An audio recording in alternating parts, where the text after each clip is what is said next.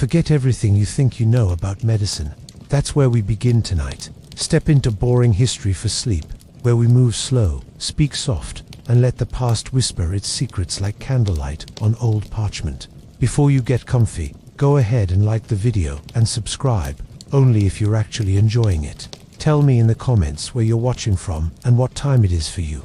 I'm always curious to see the mix of places and time zones hanging out here together. Forget the white coats, the sterile rooms, the tidy rows of pills and little bottles, all labeled and precise. Forget even the idea of soap and running water. We are going to step far back in time, into worlds where illness was a mystery, where the line between life and death was thin, and where healers worked with nothing more than stone tools, handfuls of herbs, and whispered prayers. Before antibiotics, before even the basic idea that tiny invisible things called germs could make you sick, ancient doctors were cutting into skulls, draining wounds, and giving their patients strange concoctions of plants, minerals, and even animal parts. Some of these remedies were nothing more than superstition. Some were downright dangerous. But here is the surprise. A few of them worked. A few of them still echo in the medicines you might find today in a modern pharmacy. So tonight, we are going to wander slowly, gently through the world of ancient medicine. We'll move from the smoke-filled huts of prehistoric shamans to the great stone temples of Egypt, from clay tablets in Mesopotamia to the writings of Hippocrates and Galen. We'll touch the tools of Roman surgeons, stand beside gladiators as they were stitched up after battle, and peer into papyrus scrolls where remedies for headaches sit beside charms to ward off curses. It is a strange journey, full of moments that may shock you, but also full of deep respect for the people who, long ago, did everything they could to heal. Imagine lying on the ground thousands of years ago, in pain, with no hospitals, no doctor's offices, no medicine cabinet. Imagine the trust you would have to place in the hands of someone who knew the plants, who knew the prayers, who dared to cut or scrape or set a bone. Every cure was an experiment. Every patient was a risk. And yet, people tried, people healed, people survived. That is the story we're entering tonight. Let us slow down and begin with the idea of trepanation, the act of cutting or drilling into the skull. At first, this seems unthinkable. Who would even imagine such a thing? And yet, skulls found across the world, from Europe to Africa to South America, show round or square holes cut into them, deliberately, not by accident. These holes were not random wounds. The edges are smooth, the shapes are deliberate, and most astonishing of all, many of these skulls show signs of healing, which means that people lived on after their heads had been opened. Think of that.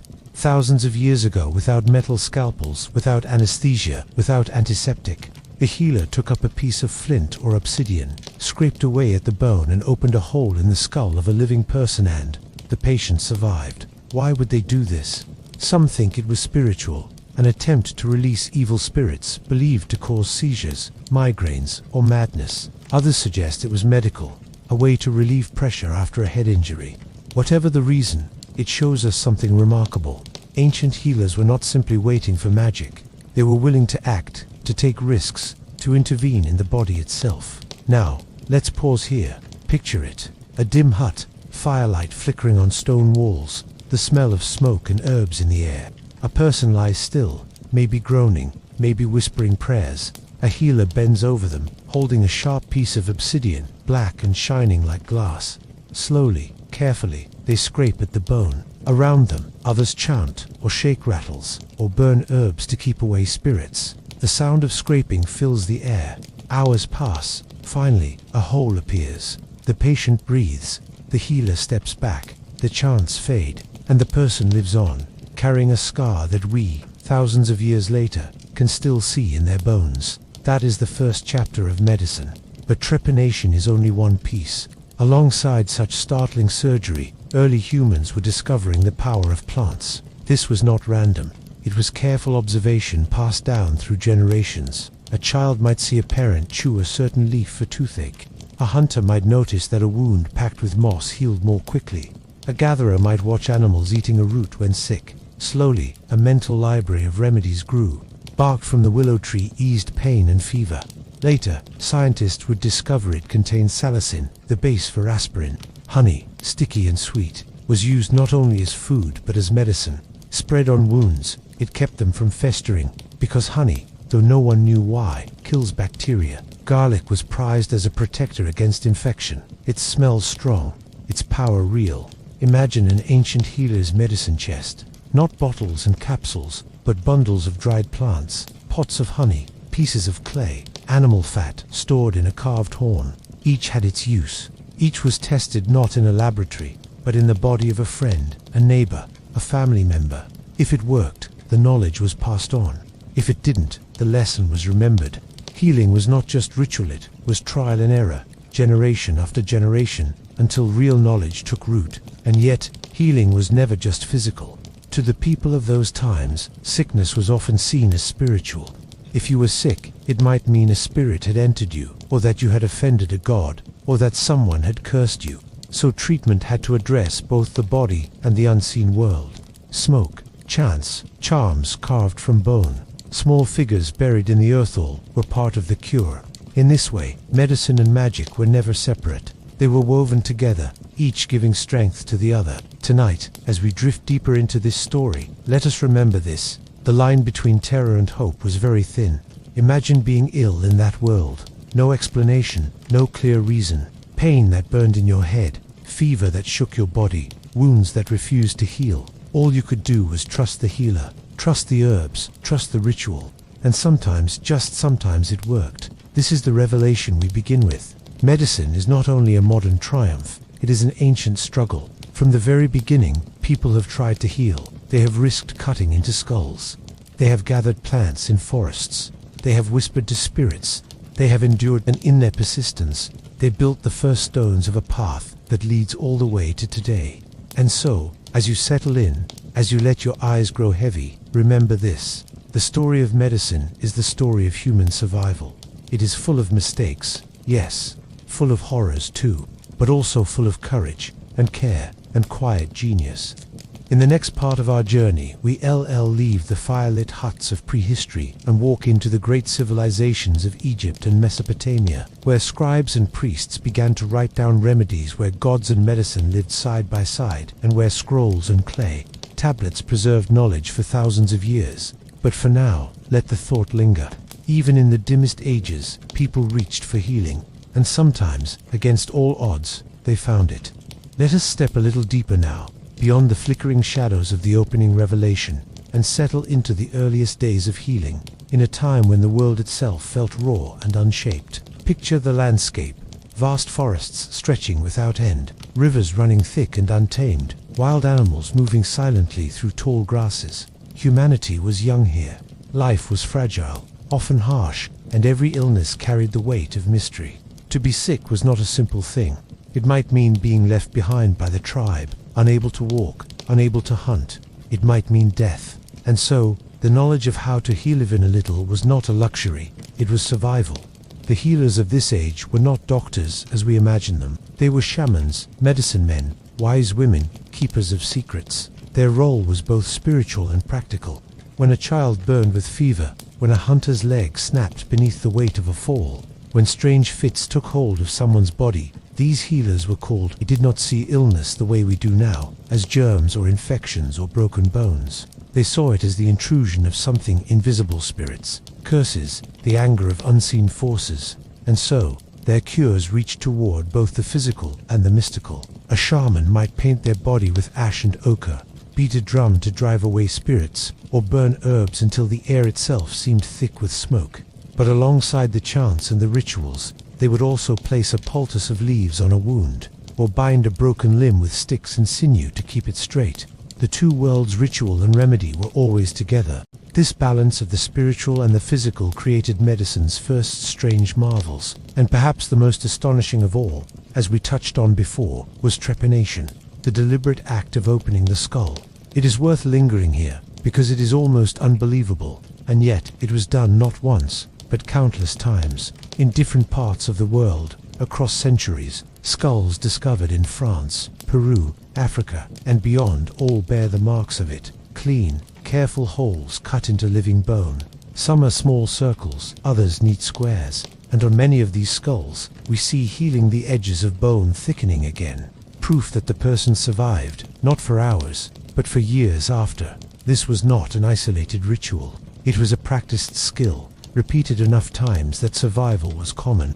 Why did they do it? Perhaps it was a spiritual act, an attempt to release something trapped inside the head, an evil spirit, causing madness, headaches, or seizures. Perhaps it was an early, instinctive surgery to relieve pressure from head trauma, such as a fractured skull from a fall or a blow. In either case, the fact that patients lived tells us something profound. These early healers were not simply reckless. They must have known how to stop bleeding, how to prevent infection at least sometimes, and how to nurse a person back from such trauma. With nothing but stone tools, steady hands, and determination, they performed what we would call brain surgery. Close your eyes for a moment and imagine it. A small group gathers in a clearing. A man lies still, eyes half shut, his head throbbing with pain. A healer kneels beside him, holding a sharp flake of obsidian, black and glassy. Around them, others chant, shaking rattles, trying to soothe the unseen spirits. The healer presses the tool against the skull, scraping, slowly wearing away the bone. Hours pass. The man moans, drifts, returns, perhaps numbed by herbs or drink. Finally, there is a hole, a doorway through the bone. The pressure is gone, or the spirit is free. The man breathes, on the wound heals, and somehow, against all odds, he survives. What would it feel like? Waking days later, the pain lessened, your life spared, carrying forever the mark of that ancient surgery. Trepanation may be shocking to us, but it was not their only marvel. These early healers were careful observers of nature, and they built a body of knowledge that seems, in many ways, astonishingly advanced. Consider plants. To know which bark eased pain, which berry poisoned, which root healed a stomachache, that was life-saving knowledge, and it did not come quickly. It came through endless generations, watching animals, testing remedies, remembering outcomes. A hunter sees a deer eat willow leaves when injured, then follows its example. A child chews bark to soothe a fever. A mother places honey on a cut and sees it heal without rotting. Each of these small moments became part of a greater memory, passed down, refined, trusted. Many of the plants they discovered are still with us today. Willow bark, containing salicin, is the ancestor of aspirin. Garlic, strong and pungent, was valued for fighting infection and strengthening the body. Honey, with its golden glow, sealed wounds and calmed throats, its antibacterial properties working invisibly. Even moldy bread, sometimes pressed against wounds, carried a hint of what we now know as penicillin. These were not flukes. They were the result of careful, repeated observation of people paying close attention to the world around them. And so, while shamans chanted and called upon spirits, their hands were also applying poultices that genuinely worked. Magic and medicine were never separate in these early days, and perhaps that was the key. The ritual gave comfort, a sense of control in the face of fear, while the plants gave real healing. Together, they helped people survive. We often imagine our ancestors as ignorant, fumbling in the dark. But think of the knowledge it takes to set a bone, to recognize the difference between a sprain and a fracture, to splint a leg with sticks and bind it so tightly that healing can occur. Archaeologists have found skeletons of people who lived long after serious injuries, proof that someone cared for them, kept them alive while bones mended. This is not ignorance, it is the beginning of surgery, the first steps of medical science. Let's pause again and picture a moment. A man falls from a tree while gathering fruit. His leg is bent, broken. The tribe gathers around him. The healer examines the leg, feels the bone beneath the skin. Slowly, gently, he pulls it straight, wincing at the man's cries. He places sticks along either side, binds them tight with strips of bark. Days turn to weeks. The man cannot hunt, cannot walk far, but others bring him food. Slowly, the bone knits together. Months later, he limps, but he lives. He can still provide, still survive. Without that knowledge, without that care, he would have died. That is medicine at its most basic, its most human. The early healers also understood something we often overlook, the power of comfort. To sit beside the sick, to chant, to place a hand on the forehead, to breathe words of reassurance that, too, was medicine. Even when a cure was impossible, the act of being cared for mattered. It gave strength, it gave peace. And that, perhaps, is why ritual and remedy were always entwined. Healing was not only about the body, it was about the mind, the spirit, the will to live. If you could travel back and stand quietly in one of those huts, you might at first think it all chaos. Smoke, chants, strange herbs hanging from the ceiling, bones rattling, drums beating. But if you watched closely, you would see the order beneath it. You would see a healer choosing certain leaves, crushing them, mixing them with fat or honey. You would see wounds being washed with water from a stream, wrapped with moss that slowed the bleeding. You would see bones straightened, fevers cooled with damp cloths. You would see not ignorance, but the very first sparks of science glowing inside the rituals. And so, in these early ages, medicine was already both shocking and marvelous. Brain surgery with stone tools, herbal remedies that still echo in our pills today, broken bones set and healed, comfort given when there was no cure. These are not the acts of barbarians fumbling in the dark. They are the acts of human beings, desperate, resourceful, determined to fight back against the endless tide of illness. When we look at their world, it is easy to laugh at the chants and the charms. But those chants gave courage, those charms gave hope, and behind them, the hands of the healer were already finding truths that would last. The marvels of early medicine remind us of something simple but profound. People have always cared for one another. From the first time a hand reached out to bind a wound, medicine was born. And though the tools have changed, that impulse has never left us. As we drift onward in this journey, let us carry that thought. Medicine began not with sterile rooms and microscopes, but with smoke and bone and whispered words in the dark. It began with people who refused to accept pain and death without a fight. And in their courage, in their persistence, we see the first outlines of the doctors, nurses, and healers who would come long after. Next, we will step into the ancient kingdoms of Egypt and Mesopotamia, where healing became something written, preserved, organized, where gods and magic still ruled, but where scrolls and tablets recorded cures for crocodile bites, stomach pains, and toothaches, where medicine began to wear the robes of civilization, and where the line between prayer and prescription blurred in fascinating ways. But before we go there, let this thought stay with you. Even at the dawn of history, healing was never just survival. It was an act of care, of connection, of humanity itself. If you close your eyes for a moment and imagine the world of the ancient Egyptians, what comes to mind first? Perhaps it is the golden mask of Tutankhamun, or the towering pyramids rising against the desert sky, or the slow and silent course of the Nile, nourishing a land of both beauty and hardship. Yet hidden beneath the sands and stones of temples and tombs, another story of Egypt quietly hums, the story of medicine. Not the sterile scientific medicine of our own age, but a medicine woven from magic, gods, practical remedies, and remarkable ingenuity. A medicine born from both fear and hope, and practiced by those who believed illness was as much a spiritual imbalance as it was a physical wound. In Egypt, the line between religion and medicine was blurred beyond recognition. To be sick was not simply to have a body failing. It was to be under attack by unseen forces, evil spirits, curses, or the disfavor of the gods. And so, the physician was never just a physician. He was also a priest, an intermediary between this world and the next, a keeper of charms, incantations, and prayers, as well as a healer with herbs and hands. The Egyptians understood the body in ways that may surprise us, yet they also leaned heavily on ritual. And sometimes, strangely enough, the rituals worked not because the gods intervened, but because the herbs and techniques themselves had power. One of the greatest treasures we have from Egyptian medicine is a text known as the Ebers Papyrus, written around 1550 BCE, but thought to contain knowledge far older.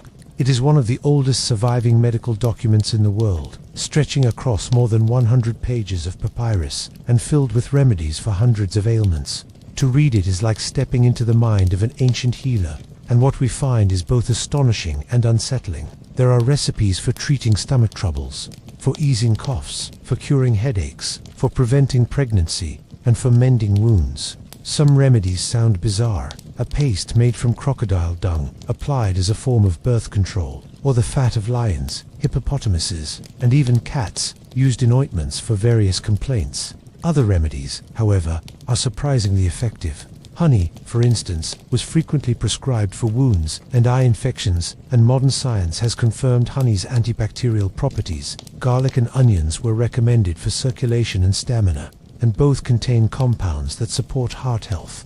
Even the willow tree, used by the Egyptians for pain relief, hold salicin, the chemical ancestor of aspirin. Imagine, for a moment, an Egyptian healer working in a humble chamber near the Great Nile. The air is warm, filled with the scent of herbs drying in clay jars. A patient is brought in, coughing violently, weak and fevered. The healer recites an incantation to Horus, protector of the weak, then carefully grinds a mixture of honey, herbs, and sometimes minerals like copper, believed to drive away evil spirits. The mixture is applied, or swallowed, and sometimes, though not always, the patient recovers. To the Egyptians, it was the favor of the gods. To us, it is the first flicker of pharmacology. But Egyptian medicine was not only herbal, they also practiced surgery, though in limited and cautious ways. There are references in the papyri to suturing wounds, to setting broken bones, to treating abscesses, and even performing minor amputations. They were skilled in dentistry, a necessity in a land where bread often contained grit from stone-ground flour that wore down teeth painfully. Archaeologists have found dental bridges, primitive fillings, and evidence of tooth extractions. More daringly, Egyptian texts describe procedures involving the eyes cutting away growths or treating infections with mixtures of honey and malachite, a green mineral powder that had both symbolic and, at times, antimicrobial value. Of course, there were limits. Without true anesthesia, without antiseptics, as we know them, surgery was always dangerous. But compared to many later civilizations, the Egyptians displayed a surprising boldness in addressing the body directly. And it was not only in the living that they explored anatomy. Their practice of mummification, the elaborate preservation of the dead, gave them an intimate knowledge of the human form. While their focus was religious, their repeated dissection of bodies must have given them insights into organs and structures. They understood that the brain was a curious substance, but believed the heart, not the brain, was the seat of thought and emotion. They saw the vessels of the body as channels, carrying not just blood but spiritual essence. They lacked the scientific clarity we now have. But they had more than a simple guess. They had careful observation mixed with theology, forming a worldview both alien and strangely familiar. Now, let us shift our gaze eastward, beyond the Nile and across the sands, into the fertile valleys of Mesopotamia, where the Tigris and Euphrates rivers carved out the cradles of Sumer, Akkad, Babylon, and Assyria. Here, too, medicine was inseparable from the divine. The Mesopotamians believed illness was sent by gods or demons as punishment or warning. Healing, then, required appeasement and ritual.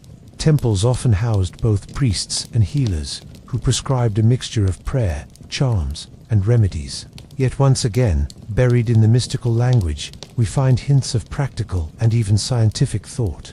The Mesopotamians left behind clay tablets inscribed with cuneiform, some of which detail medical practices. One of the most famous collections is the so-called Diagnostic Handbook of the Babylonian physician Esogil-Kinapli, written around 1069 BCE. It is a systematic attempt to describe symptoms and predict outcomes, in a way not unlike a modern medical textbook. The physician would observe: is the patient sweating? Do they have fever? Are they vomiting? Is there pain in the head or belly? Based on these signs, the healer would then make a prognosis, sometimes grim, sometimes hopeful. It may sound simple, but in truth, it was one of humanity's first organized efforts at diagnosis, the careful linking of symptoms with outcomes. Their remedies, too, were a blend of mystical and material. A spell might be recited to drive away a demon thought to cause a fever, while at the same time, the healer might administer an herbal tea to reduce the fever itself. Plants like licorice root, still used today for soothing throats, or mustard seeds, with their antimicrobial qualities, found their way into Mesopotamian recipes. They used mineral compounds like salt or sulfur, and animal products like milk or bile. Some treatments were strange, even dangerous. Others were surprisingly effective, as in Egypt, trial and error, passed down through generations, produced a reservoir of practical cures hidden under layers of magic. And there is another remarkable thread running through Mesopotamian medicine: surgery. Archaeological evidence suggests that Mesopotamian physicians attempted procedures like lancing abscesses, draining fluids, or setting bones. They were particularly skilled in treating wounds, an unfortunate necessity in societies often at war. Soldiers injured in battle might receive surprisingly competent care for gashes, broken limbs, or burns. And like their Egyptian counterparts, Mesopotamian healers leaned on honey and other natural disinfectants, unknowingly harnessing antimicrobial power long before the discovery of microbes. Still, the spiritual dimension never faded. Imagine, for instance, a Mesopotamian healer standing at a bedside, clay tablet in hand, reciting words meant to banish the spirit of sickness. At the same time, he offers a poultice of herbs, the two actions inseparable in his mind. The patient might improve, and to the healer, the gods had been merciful. Yet in truth, the plants did their quiet work. As we drift between these worlds, Egypt and Mesopotamia, we see how medicine grew not in straight lines, but in winding paths. It was not purely science, nor purely faith. It was something between, something more human. A mother might whisper a prayer while giving her child a bitter brew of herbs. A priest might wave incense while also setting a broken arm. There was no contradiction. To heal was to do all one could, to call upon the gods and the earth together. And so, when we think of ancient medicine, we must be careful not to dismiss it as mere superstition. Yes, much was magical thinking. Yes, much would fail by modern standards. But hidden within it are roots that grew into our own practices, herbs that still ease pain, methods of diagnosis that still resemble the way a doctor studies symptoms today, tools and techniques that, though primitive, showed a willingness to cut, to stitch, to try. These civilizations carried the torch of healing, passing it from hand to hand across the centuries, shaping what would come next. As the Nile flowed and the rivers of Mesopotamia rose and fell, so too did the fortunes of their people. Empires rose, temples crumbled, scribes recorded and then were forgotten. Yet the knowledge they gathered, the strange blend of prayer and poultice, of spell and salve, seeped into the soil of history. It would travel onward, to Greece, to Rome, to lands beyond, where new minds would test old truths and question old gods. But for now, let us rest in the glow of these ancient worlds. Picture the dim lamplight of an Egyptian healer's chamber, or the clay-walled home of a Mesopotamian physician. Picture the jars of herbs, the careful grinding of roots, the quiet chanting of words meant to soothe both spirit and body. Picture a people who, though distant from us in time, shared the same fear of sickness, the same longing for health, the same fragile hope that tomorrow might be free from pain. And so we leave them, the healers of Egypt and Mesopotamia, standing on the edge of discovery, their hands half guided by gods, half guided by nature. Ahead lies another chapter, where philosophy will challenge faith, and the body will be studied not as a vessel of spirits, but as a system of humors and organs. Ahead lies Greece and Rome, where medicine will begin to look a little more like what we know today. But before we move forward, let us breathe slowly here, among the sands and rivers, where gods and guts mingled in the ancient quest to heal. If we close our eyes and allow ourselves to drift across the shimmering seas of time, the soft rustle of papyrus gives way to the sharp syllables of Greek debate. The ancient Mediterranean world comes into view, a place where medicine began to walk an uneasy line between philosophy, empirical observation, and the weight of long tradition. Greece and Rome were not the first to experiment with healing, of course, but they gave medicine a language and a legacy that echoed down the centuries. And while much of what they practiced would make modern physicians wince, some of their ideas sowed the seeds of what we still consider today as medical science. Imagine, for a moment, a small island clinic around the 5th century BCE, the salty breeze drifting in through an open window. There, a healer leans over a patient, not with charms or prayers alone, but with an attentive eye, a calm voice, and the conviction that sickness is not simply the will of the gods, but something natural, something observable. This is the world of Hippocrates, often called the father of medicine. His name has become shorthand for the shift toward rational inquiry in health. He did not invent medicine from nothing, but he gathered, organized, and taught in a way that endured. Hippocrates' most famous idea, the theory of the four humors, sounds quaint today. Blood, phlegm, yellow bile, and black bile were thought to flow and mingle within the body, and imbalance between them caused disease. To restore health, one had to restore balance. It may not sound like much, but consider this. Rather than blaming demons or gods, Hippocrates pointed to a physical cause, something rooted in the body itself. In a sense, he was saying, look closely, pay attention to the patient, observe the environment. That shift toward observation and explanation was revolutionary. A patient with a fever might be diagnosed with an excess of yellow bile, leading to treatments that encouraged vomiting or purging. A melancholic mood was linked to too much black bile, and while the underlying theory was flawed, the practices that developed from it, monitoring diet, adjusting lifestyle, considering the climate and seasons, were surprisingly holistic. Hippocrates emphasized prognosis too, not just what disease is this, but what will happen next. In a world where people lived in dread of the unknown, this calm forecasting was as comforting as it was practical.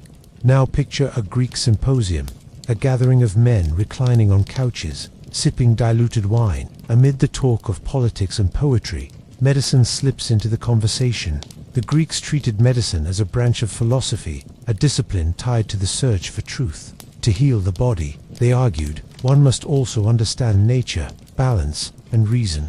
Doctors studied the stars, the winds, and the waters, believing that all of these shaped health. It was not a science as we know it, but it was a way of weaving humans into the broader fabric of the cosmos. From Greece, let us cross the sea to Rome, where medicine took on a grittier, bloodier edge. Rome was not known for producing great theorists of medicine. Instead, it became a place where theory was tested in the brutal laboratory of gladiatorial combat. Imagine standing in the Colosseum, the roar of the crowd echoing like thunder. Below, men clash with swords, spears, and nets, their bodies cut, pierced, and broken. And in the shadows of this spectacle stood physicians, some slaves, some freedmen, some respected professionals who learned their trade on the spot. These gladiatorial doctors, known as medici, had access to the human body in ways no Greek philosopher ever did. Wounds exposed muscles, sinews, and organs. Each match was a lesson in anatomy, written in blood. They learned how to stop bleeding with pressure, how to stitch torn flesh, how to set bones snapped by brutal blows. They discovered which wounds spelled certain death, and which could be survived with quick hands and steady nerves. Theirs was not a tidy classroom, but a battlefield clinic, and yet their knowledge seeped into Roman medical tradition, and through that, into history. One such physician, Galen of Pergamon, stands out like a towering figure in this story. Born in the 2nd century CE, Galen began as a doctor to gladiators, before rising to serve emperors. He became one of the most prolific medical writers of antiquity, and his influence lasted more than a millennium. Galen dissected animals, apes, pigs, oxen, since human dissection was frowned upon. And from these experiments, he constructed a vast framework of anatomy and physiology. He, too, embraced the theory of humors, but he layered it with intricate detail. His writings covered everything from the pulse to the movement of the lungs, from the brain's role in controlling the body to the function of nerves. Many of Galen's ideas were wrong, he believed. For instance, that blood was produced in the liver and consumed by the body rather than circulating, but his authority became so great that few dared to question him for centuries. Still, he left behind careful descriptions of surgical techniques, instruments, and even the importance of hygiene in treating wounds. He observed that clean wounds healed better than dirty ones, a truth that would not be systematically rediscovered until the 19th century. Let us linger on the instruments of Greek and Roman doctors for a moment, for they reveal much about their world. Archaeologists have unearthed delicate scalpels with bronze or iron blades, probes for exploring wounds, forceps for extracting fragments of weapons, and cupping vessels used to draw out supposed excess humors. Some of these tools would not look out of place in a modern surgical kit. The very shape of the scalpel, the curve of the probe, speaks to a continuity of form, as though across thousands of years, hands have reached for the same solutions to the same problems. The treatments, though, could be a mixture of wisdom and danger. Consider the practice of bloodletting. To restore balance between the humors, physicians often resorted to removing blood, sometimes by cutting, sometimes by leeches. In moderation, this could occasionally relieve symptoms, but it was overused, often weakening patients rather than healing them. Yet, the sight of blood flowing might have given the patient a psychological sense of relief, a visible sign that illness was being expelled. Greek and Roman doctors also leaned heavily on herbal remedies. Garlic was prescribed for breathing troubles, willow bark for pain, fennel for digestion, and opium for sleep. Many of these had genuine pharmacological effects, and some survive in medicine today. The bark of the willow, for instance, contains salicin, a chemical cousin of modern aspirin. Wine was both a drink and a medicine, used to disinfect wounds and to mix with herbs into syrups. Honey, with its antibacterial properties, was smeared onto wounds and used in soothing throat remedies. And always, the balance of diet was central. The right foods at the right times, the careful moderation of indulgence, the avoidance of excess. But medicine was not only about science and practice, it was also a performance, a matter of reputation and persuasion. A Greek doctor might arrive at a wealthy Roman household, dressed in fine clothes, carrying a box of polished instruments, reciting the wisdom of Hippocrates and Galen. Some patients trusted them, others distrusted them deeply, believing doctors more likely to kill than to cure. The satirist Juvenal joked bitterly that a doctor's mistake was buried along with his patient, and in a way, he was right. The ancient world had no medical licensing boards, no standard regulations. Some healers were genuine students of the art, others were quacks, charlatans, or sellers of snake oil. The patient had little choice but to gamble. There is a strangely human quality in all this, the mingling of hope, fear, faith, and doubt. Imagine lying in a Roman villa with a fever, the sound of water trickling in the courtyard fountain, the physician at your side mixing herbs with wine. You feel the cool compress on your forehead, the murmured reassurances, the faint scent of fennel and mint. Perhaps the treatment will help, perhaps it will not, but you cling to the ritual, the care, the attempt to wrestle sickness into something known and manageable. And so, in Greece and Rome, medicine became a blend of the empirical and the mystical, the rational and the ritual. It was a pinch of potion and a dash of danger. A man might be saved by the quick hands of a gladiatorial doctor, or weakened by the overzealous bleeding of a humorist physician. He might be healed by honey or poisoned by lead-based cosmetics prescribed as remedies. Yet through it all, a certain determination glowed, the conviction that sickness was not an unalterable curse, but something to be studied, treated, perhaps even conquered. As we step back from this chapter, let the flicker of oil lamps dim around us. Hear the distant clamor of the Roman Forum fading into the hush of night. The Greeks gave us philosophy tied to the healing arts, and the Romans, through blood and bone, gave us practical anatomy and enduring texts. The knowledge they gathered was imperfect, but it was preserved, carried forward, debated, and eventually re-examined by later generations. Their legacy was not just the tools and theories they left behind, but the idea that healing was an art worth pursuing, a calling that demanded both the sharpness of the mind and the steadiness of the hand. And so, in the half-light of antiquity, we leave Hippocrates, Galen, and the nameless gladiatorial physicians to their work, their voices still murmuring in the background of our own medical traditions. The thread of healing has been passed on, though frayed and knotted, from hand to hand, age to age, and in this continuity, we glimpse not only the fragility of human life, but also the enduring hope that lies in the art of medicine. Imagine the warm Mediterranean sun sinking over whitewashed temples and bustling agora squares, the scent of olives and sea salt drifting in the air. The ancient world of Greece and Rome was not only a cradle of philosophy, democracy, and empire, but also a laboratory of medical thought. Here, under marble colonnades and in candlelit villas, healers were beginning to ask questions that would ripple through time. What causes disease, and how can we truly heal the human body? Yet for all the lofty talk of reason and balance, medicine in these lands remained a curious blend of wisdom and folly, of potions and poisons, of knowledge gained through both careful observation and sheer accident. Our story begins in Greece, among the rocky hillsides dotted with herbs that would one day become the building blocks of Western pharmacology. Long before medicine became the realm of trained physicians, it belonged to wandering healers, priests, and midwives who knew the secrets of roots and resins. They worked by touch, taste, and trial, learning from the land. A bitter leaf that calmed fever, a pungent resin that soothed the lungs, a crushed bark that dulled pain. Each discovery came at the cost of countless experiments, both miraculous and disastrous. But then came Hippocrates, the man later called the father of medicine. Born around 460 BCE on the island of Kos, he shifted the focus away from divine punishment and toward natural causes. To him, illness was not a curse from the gods, but an imbalance within the body itself. He imagined health as a harmony of four vital humors: blood, phlegm, yellow bile, and black bile. When they were in balance, the patient thrived. When they tipped too far in one direction, sickness took root.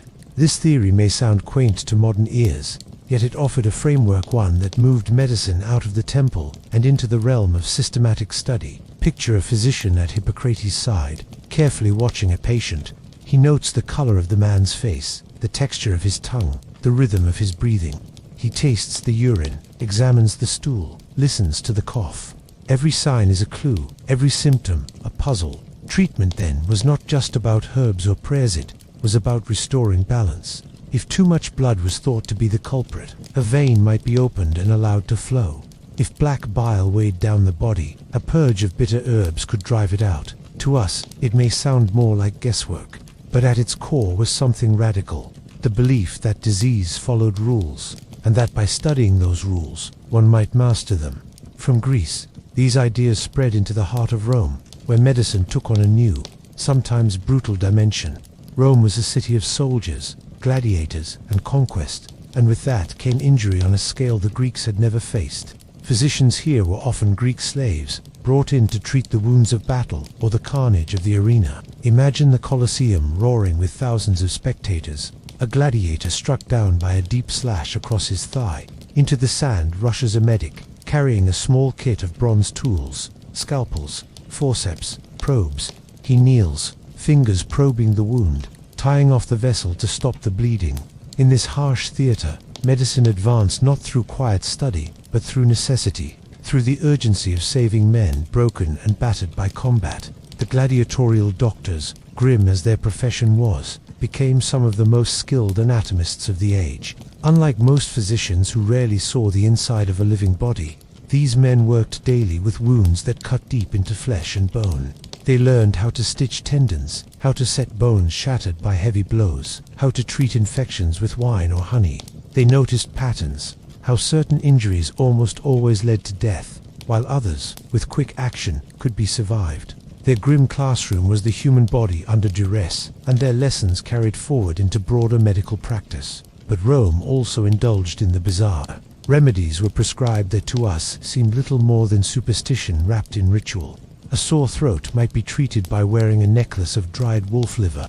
Epilepsy was sometimes countered with the blood of a freshly slain gladiator, drunk still warm for its supposed life force. Infertility might be met with charms or potions of exotic animal parts. Some of these were harmless placebos, others were outright dangerous. Still, hidden among the strangeness were treatments that endured, like the use of willow bark for pain, rich in the same compounds as aspirin, or the practice of boiling certain plants to extract their healing essences.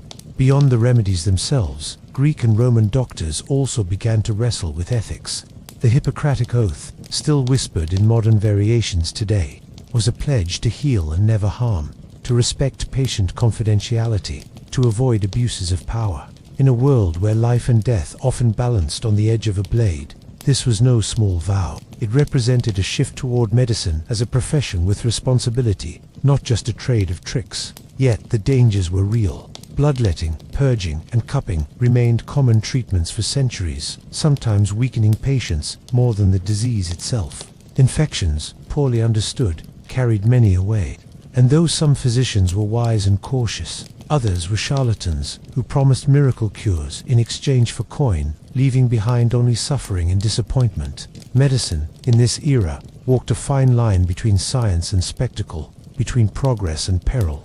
If we drift deeper into the streets of Rome, we might pass by a small shop where herbs hang drying from rafters and jars of powders line the shelves.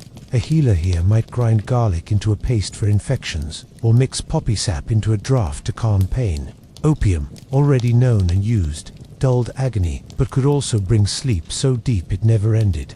The power of these substances was both a gift and a threat. Without careful measure, a treatment could tip easily into poison. And without clear understanding, even the best-intentioned physician might do more harm than good. Still, there is something profoundly human in these attempts. The Greeks and Romans, with all their errors and all their insight, were trying to make sense of the body, to pull back the veil on its mysteries. They observed, they tested, they theorized. They passed down knowledge in scrolls and teachings, creating a chain of wisdom that would stretch unbroken, though sometimes misguided, into the medieval world and beyond. Their legacy is not in perfection but in persistence. They dared to look at sickness not as a divine punishment but as a natural challenge, something that might, with patience and skill, be overcome. As the lamps burn low in a Roman villa, perhaps a physician leans over his notes, recording the day's cases. A fever calmed by a cooling draught of willow. A wound cleansed with wine that began to heal instead of rot. A life saved, a lesson learned. Outside, the night is filled with the hum of crickets and the distant call of soldiers changing guard. Inside, one more step has been taken along the endless road of medicine. And so we leave Greece and Rome, lands of philosophers and fighters, healers and dreamers. Their medicine was not perfect, often perilous, sometimes strange, but it marked a turning point. The questions they asked were the same questions we still ask today. What is health, and how do we preserve it? In their mixtures of wisdom and error, we can see the beginnings of a path we are still walking. A path where healing is not only about herbs or knives, but about the courage to wonder, to experiment, and to care. If you close your eyes for a moment, imagine yourself standing not in a bustling city of marble or mud brick, but in a quiet grove at the edge of a river. The air is heavy with the smell of damp earth. Tall grasses sway in the breeze. A woman, her hair plaited with leaves, moves silently between the plants. She bends, touches, and gathers them with a knowledge that feels older than the walls of any kingdom. You are watching one of the true doctors of the ancient world, the herbalist, the healer, the one who knew that health could be coaxed from the soil itself. Long before the first clay tablets were etched with prescriptions, before priests and scribes recorded divine rituals for healing, humankind had already learned to trust the plants around them. Herbs, roots, barks, flowers, resinses were the earliest medicines, carried in woven baskets, tucked into pouches, whispered about in secret. While a king might command an army, and a priest might command the favor of the gods, it was often the village healer who commanded the art of survival. We have fragments of this plant wisdom preserved in texts like the Egyptian Ebers Papyrus or the Greek Materia Medica, but most of it lived in oral tradition, passed from hand to hand, generation to generation. Each plant carried both danger and promise. A leaf chewed in the wrong way could bring death, but boiled gently and taken in drops, it could ease fever or calm the pounding of the heart. It's almost frightening to think how many people must have suffered before healers learned to dose correctly. How much trial and error stood behind a simple potion. Yet, across continents and centuries, humans refined this knowledge into something that still echoes in our medicine cabinets today. Let us linger here, among the green. The willow tree, for example, with its long silver leaves, became one of humanity's most faithful companions. Ancient people noticed that chewing its bark seemed to dull pain, ease fevers, and soothe aches. They could not know, of course, that willow contains salicin, the chemical cousin of what we now call aspirin. The idea that such a familiar modern medicine has roots stretching back thousands of years is both humbling and comforting. Every time you swallow a white pill for a headache, you are, in a sense, sharing in an ancient ritual by the riverside. Or take the poppy. Its delicate flowers hide a powerful secret within their seed pods. The sap, milk-white and bitter, was used in Mesopotamia and Egypt as a potent sedative. Too much could kill, but in careful hands it dulled agony and calmed restless minds. Priests called it a gift of the gods. Today we know it as the ancestor of opium and morphine, still used in hospitals to ease unbearable pain. Imagine the relief in a world without anesthesia, where surgery was brutal and childbirth deadly. A drop of poppy juice, bitter on the tongue, could be the difference between screaming and silence. The Egyptians loved their garlic and onions, not only as food, but as medicine. Garlic was pressed into poultices for wounds, swallowed to fight parasites, even placed in tombs as a gift for the dead, as if its strength would be needed in the afterlife. Modern science tells us garlic does indeed have antimicrobial properties, capable of fighting bacteria and fungi. In its strong scent and sharp taste lay a defense against invisible invaders, though ancient healers could not have named them. Honey, too, deserves mention. Across cultures from the Nile Valley to the plains of Mesopotamia, honey was revered as more than sweetness. It was smeared on wounds to prevent infection, mixed into drinks for sore throats, blended with herbs to carry their healing deeper. Modern studies confirm that honey has natural antibacterial qualities, making it not just a comfort, but a true medicine. The sticky gold substance that bees labored to produce became, in the hands of healers, a shield against rot and corruption. And then there were stranger remedies, ones that might make you raise an eyebrow today. Powdered emeralds, mixed with honey to treat eye infections, burnt hedgehog ashes for baldness, ground dog's teeth, owl feathers, or lizard skins, stirred into potions. It is easy to smile at these now, to think of them as superstition, but remember that ancient people worked with what they had, drawing meaning from both observation and imagination. Some concoctions failed, some caused harm, but woven among them were real discoveries, real steps toward medicine as we know it. In Greece, the philosopher-physician Hippocrates paid close attention to plants. He catalogued herbs, prescribing cabbage for wounds, garlic for digestion, and willow bark for pain. He stressed moderation, the idea that food itself was medicine, that diet and lifestyle shaped health as much as any potion. These insights ripple forward to modern nutrition science, where balance and prevention remain central to well-being. The Romans inherited Greek herb lore and added their own. Roman gardens were not just for beauty but for healing. Physicians like Dioscorides wrote detailed manuals on hundreds of plants, their tastes, appearances, and effects. His De Materia Medica, written in the 1st century, became one of the most influential medical books for more than a millennium. When monks in medieval monasteries tended their herb gardens, they were still following Dioscorides' guidance. His words carried across centuries like seeds drifting in the wind. Meanwhile, far beyond Europe, in India, the Ayurvedic tradition flourished, describing thousands of plants and their uses in balancing the body's energies. In China, medical texts recorded the powers of ginseng, ginger, rhubarb, and tea. Across the Americas, indigenous peoples cultivated their own vast pharmacopoeia. Coca leaves to fight fatigue in high altitudes, tobacco for ritual and medicine, echinacea for infections, willow again for pain. It is a reminder that while empires rose and fell, the relationship between humans and plants was everywhere, constant and enduring. When we read about these ancient herbalists, it is tempting to imagine them as quaint figures, stirring cauldrons and muttering charms. But if you slow down and think about it, what they did was astonishing. Without microscopes, without chemistry, without germ theory, they mapped out a living library of cures. They knew which plants should be gathered at dawn, when dew gave them power. They knew how long to boil a root, how to dry a flower, how to grind a bark into powder, fine enough to sprinkle into wine. These skills were not guesses. They were the careful accumulation of centuries of trial, error, and observation. We might pause and picture the daily life of one such healer. She wakes early, before the village stirs, and slips into the fields. Her eyes scan for particular leaves, a broad green plantain to soothe burns, a yellow chamomile blossom to calm a fever. She hums as she works, not to charm the plants but to steady her memory, reciting what her grandmother taught her. Later, in her hut, she sets out bundles of herbs to dry, stores powders in clay jars, and prepares decoctions by boiling roots over a low fire. When someone comes limping with an infected wound, she cleans it with wine, packs it with honey, and binds it with linen. If a mother comes with a crying baby, she brews a weak tea of poppy, enough to soothe but not to harm. Each act is quiet, practical, yet carries the weight of deep ancestral knowledge. Even today, the World Health Organization estimates that a large portion of the world still relies on traditional herbal medicine for primary health care.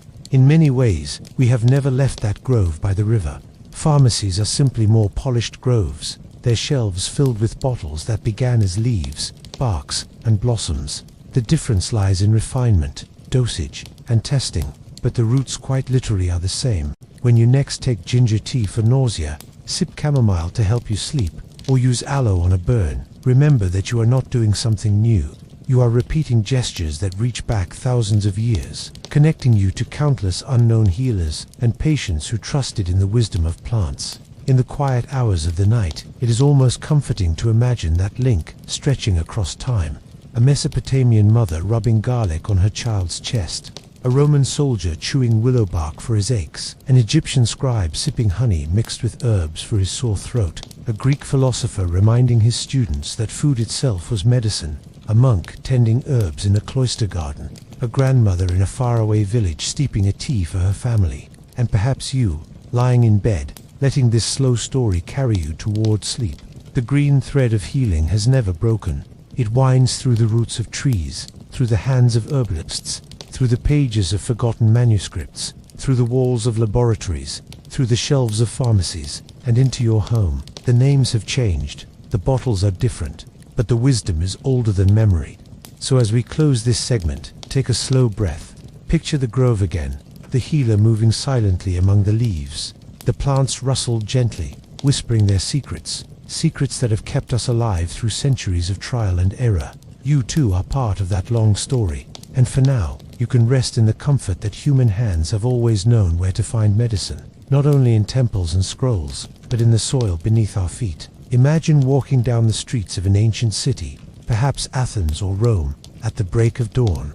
Merchants are arranging baskets of fruit. The scent of fresh bread drifts from bakeries, and the sound of carts clattering over stone echoes between buildings. But beneath the hustle, the city holds its own quiet stories of sickness, injury, and healing. In the markets, in homes, in the shadow of temples, medicine is at work. Not just herbs and potions, but hands, tools, and careful observation, pushing ever further into the mysteries of the human body. Surgery in the classical world was no gentle art. Without anesthesia as we know it, without antiseptics, any procedure carried risk.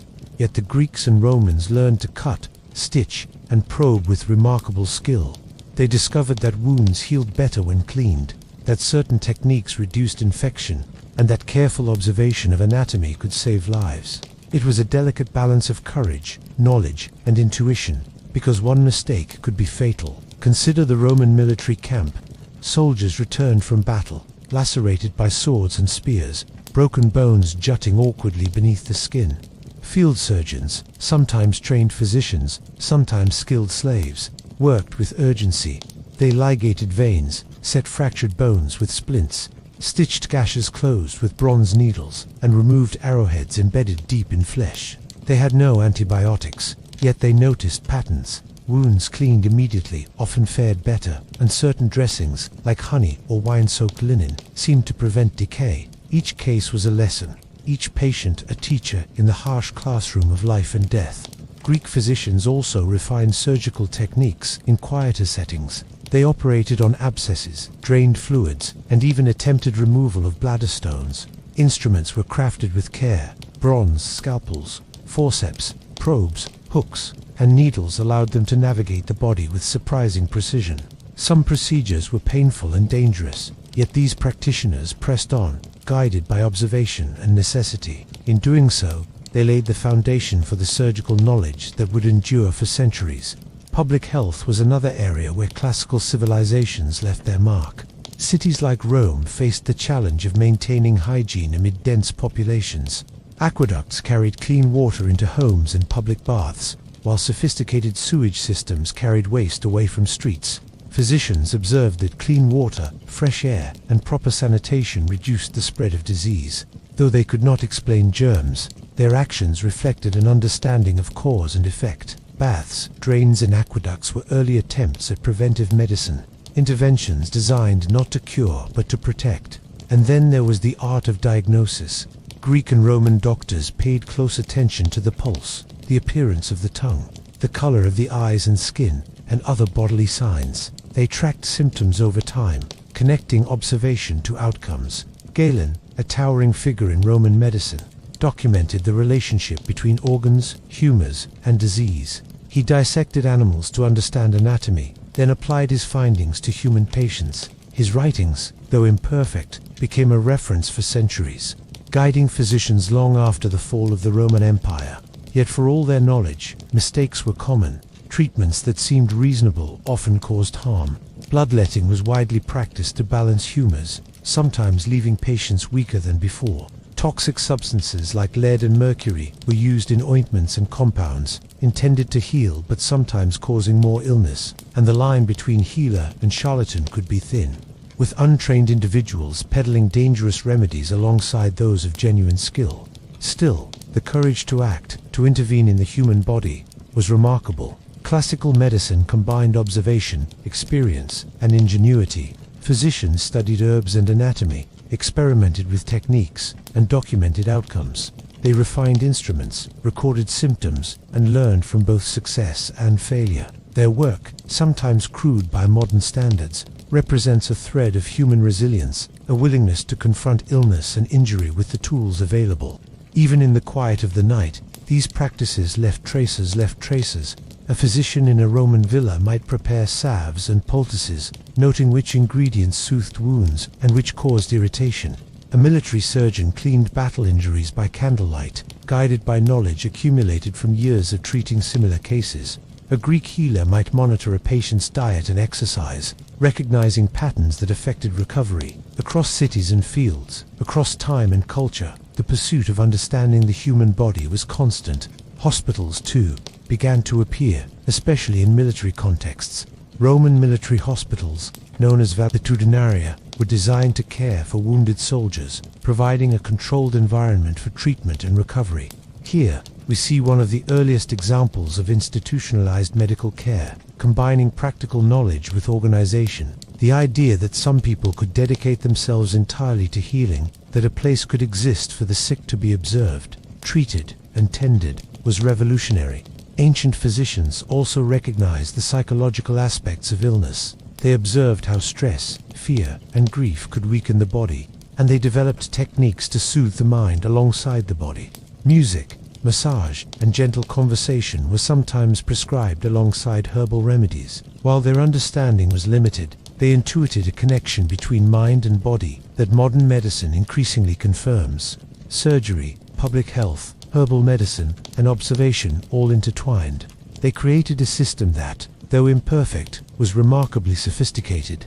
Classical civilizations left us not just techniques and instruments, but a mindset, the belief that illness could be studied, understood, and treated. They embraced trial and error, careful record-keeping, and the ethical responsibility to do no harm when possible. Even today, when we consider the pulse, clean wounds, or herbal extracts, we see echoes of their wisdom. The classical world reminds us that medicine is not born in laboratories alone. It grows in fields, homes, and battlefield tents. It emerges from the persistent effort to understand, to observe, and to care, even in the absence of perfect knowledge. As we drift toward the close of this segment, imagine walking back through the ancient streets at twilight. Hear the faint murmur of patients receiving care, the soft clatter of bronze instruments being cleaned, the distant hum of the city settling into night. In every gesture the poultice applied, the splint bound, the careful observation of a pulse, we sense the thread connecting the ancient healer to every physician that followed. The courage to intervene, the willingness to learn, and the quiet hope that treatment will succeed. These are the gifts passed down through millennia. And so, the scalpel, the herb, the bath, and the careful eye all converge into a legacy. Classical civilizations, with their mix of bravery, observation, and trial, laid the groundwork for the medicine we know today. Their tools may have been simple, their understanding incomplete, but their persistence, ingenuity, and humanity endure, reaching across time to remind us that the story of healing is always in progress. If we close our eyes and imagine a bustling ancient city once again, the air might seem warm and fragrant at first, filled with the smells of baking bread and the river carrying water through stone channels. But beneath the familiar sounds of carts and conversation, there is another presence, an invisible threat. Disease has always been a companion to humanity, walking silently alongside progress, war, and everyday life. In ancient times, people did not understand microbes, bacteria, or viruses, yet they observed illness and death with keen attention.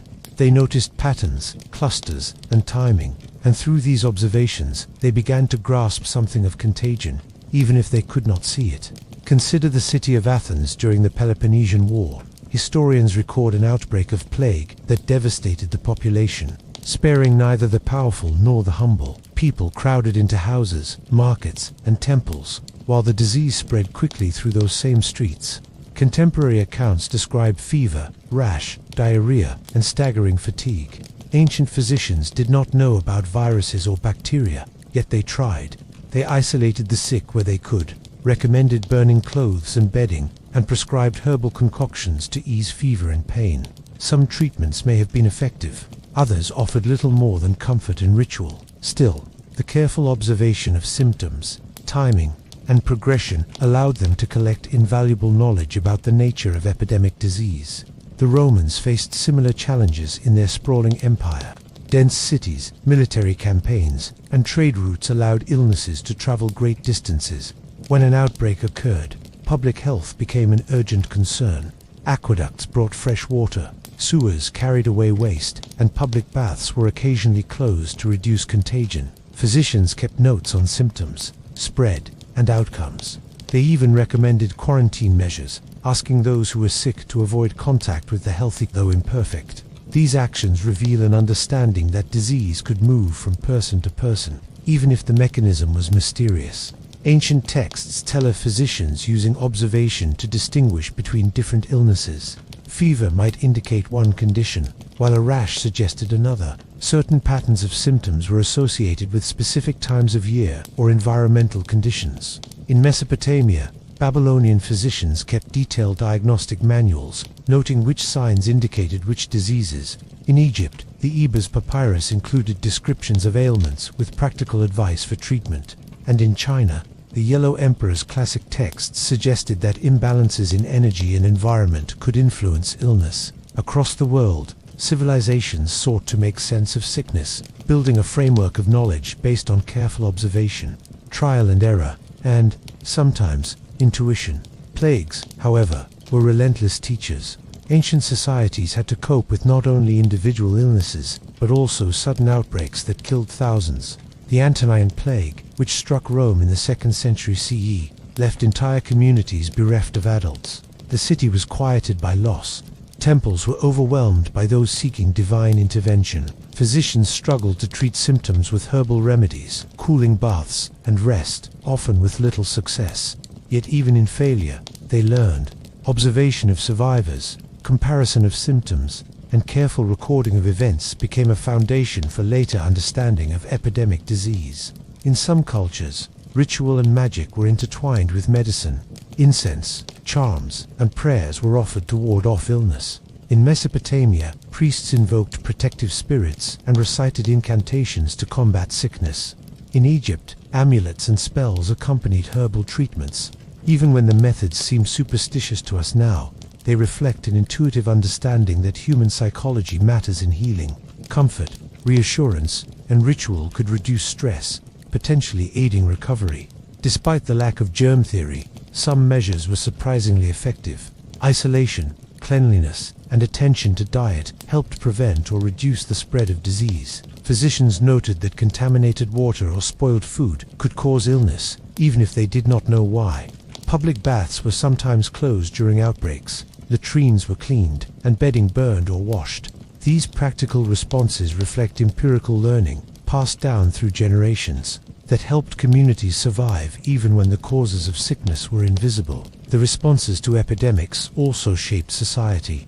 Leaders sought advice from physicians and priests, citizens debated which measures were appropriate, and families adjusted their daily routines. In many cases, disease influenced architecture and urban planning. Wider streets for airflow, aqueducts to supply clean water, and sewer systems to remove waste. Civilization, in a way, was forced to grow smarter by the presence of disease. Every plague, every outbreak, pressed the need for organization, observation, and careful record-keeping into the bones of society. Even the ancient understanding of contagion, partial as it was, influenced later medical practices. Physicians recommended isolation, herbs to reduce symptoms, and general attention to hygiene. They noticed that some illnesses spread more rapidly than others, and that close contact increased risk. These observations would echo through centuries, eventually informing quarantine practices in medieval Europe, and later, the development of epidemiology, the insight that disease could move between individuals, even if its nature remained hidden, laid a foundation that modern medicine still relies upon. Amidst the fear and loss, human resilience shone. Families tended the sick at home, healers offered remedies, and communities found ways to adapt. The ancient world was not passive in the face of disease. It observed, experimented, and recorded. The process was slow, often dangerous, and filled with errors, but it was also methodical and persistent. Each lesson learned contributed to the long chain of medical knowledge that stretched forward into the centuries. Ancient healers also emphasized preventative measures. Diet, exercise, bathing, and sleep were considered essential to health. Observing seasonal changes, balancing the humors, and maintaining cleanliness were all recognized as ways to ward off illness. This holistic perspective is strikingly modern, emphasizing that health is more than just the absence of disease, is a balance between body, environment, and lifestyle. Consider for a moment the quiet work of a physician in a small Roman household during an epidemic. He notes the temperature and pulse of the patient, mixes herbs into a drink, applies cooling compresses, and instructs the family to maintain cleanliness. Outside, other families follow similar routines, attempting to contain the illness within their homes. It is a scene of vigilance, care, and practical wisdom, even as fear grips the streets. The combination of observation, herbal remedies, and attention to hygiene represents the cumulative learning of countless generations. And as we drift from city to city, we see similar patterns repeated across the ancient world. From Egypt to Mesopotamia, from China to Greece, societies responded to disease with a mix of ritual, empirical knowledge, and careful observation. They recorded symptoms, documented remedies, and developed strategies to minimize suffering. Some treatments were ineffective or dangerous. Others, like herbal extracts, proper diet, and isolation, carried real benefits. Together, these practices form an early understanding of what it means to confront epidemic disease. The lesson is both humbling and comforting. Ancient people lived with threats we no longer face in the same way. Yet they approached these threats with intelligence and resilience. They studied, experimented, and refined their methods. Their mistakes were many, but so were their successes. In every documented outbreak, every carefully preserved medical text, every herb and poultice, we can see the persistence of human curiosity and determination. As night falls over the ancient city, the streets quiet, and the lamps flicker low. Imagine the unseen battles being fought against disease. Physicians mix potions, families nurse the sick, and communities adapt to survive. Though they cannot see germs or viruses, they understand that illness has patterns, that attention, observation, and care matter. Their quiet work carries forward, invisible threads connecting us to those who came before, to the deep human desire to survive, to heal, and to care for one another. And so, in the hush of the night, we can rest in the knowledge that even in the face of invisible enemies, human ingenuity and perseverance have always risen to meet the challenge. Ancient epidemics, terrifying though they were, taught lessons that echo through time. They shaped medicine, public health, and society itself. And as we drift toward sleep, we can imagine the quiet hum of healing continuing across centuries, from the hands of ancient physicians to our own, in an unbroken chain of care and curiosity. Picture yourself stepping quietly into an ancient sanctuary, the kind of place where sunlight filters through stone columns, casting long shadows over carved reliefs of gods and humans. The air is filled with the faint scent of incense, mingling with herbs drying in clay pots. This is not just a temple, it is a place of healing, where the spiritual and the practical meet, where the sick come seeking relief and guidance. Ancient civilizations understood that illness was more than a physical condition. It could be a divine message, a spiritual imbalance, or a test of endurance. And so, they built spaces devoted to care, some of the earliest precursors to the hospitals we know today. In Egypt, temples dedicated to gods like Imhotep and Sekhmet became centers of healing. Priests trained in medicine tended the sick with a combination of prayer, ritual, and practical remedies. They used poultices, ointments, and herbal mixtures while invoking divine protection. Patients often slept in these temples, believing that a god might visit them in dreams to aid recovery. These sanctuaries were part hospital, part shrine, where spiritual and physical healing were intertwined. They reflect an understanding that human well-being is holistic, encompassing mind, body, and spirit, a principle that modern medicine increasingly acknowledges, even if in different terms.